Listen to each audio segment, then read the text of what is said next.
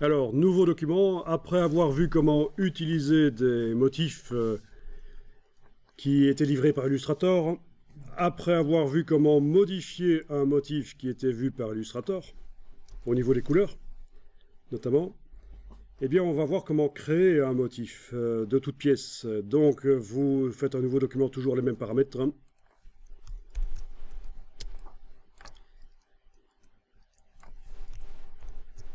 On va démarrer, pour bien comprendre comment ça marche, on va démarrer, on va faire une lune et des étoiles, pourquoi pas. Vous allez prendre l'outil ellipse avec la touche majuscule, vous tracez, voilà. D'accord? Vous avez tracé un cercle, vous prenez la flèche noire et vous allez déplacer le cercle en enfonçant la touche Alt. Et vous obtenez la forme d'une lune qui n'est pas vue complète, évidemment.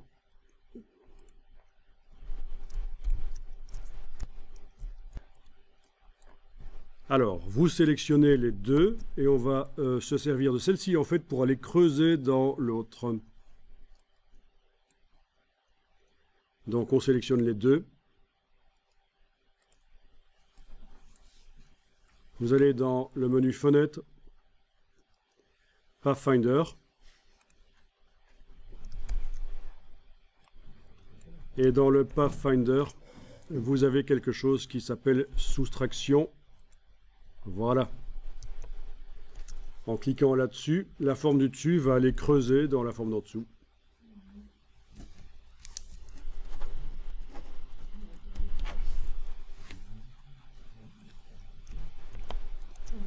Bon, j'annule. Normalement, il y a aussi l'inverse, je pense, soustraction.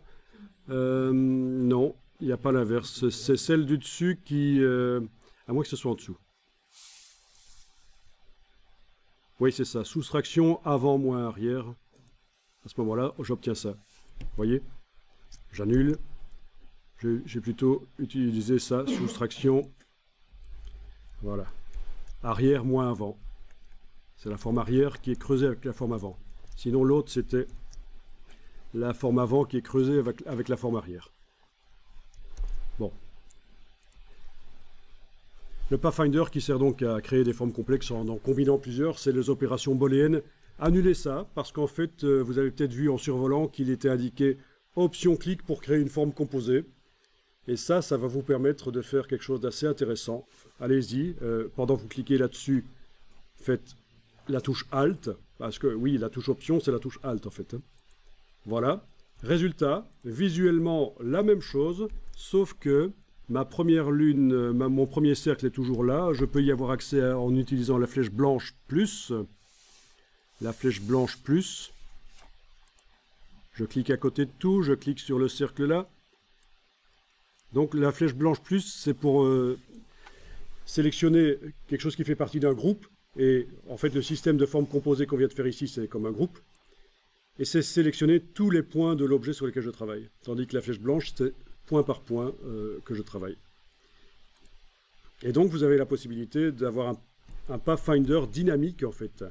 Vous avez creusé une forme avec une autre, mais on peut encore bouger la première forme. Amusant, ça. Dans la palette des calques, ça vous a créé un objet qui s'appelle forme composée.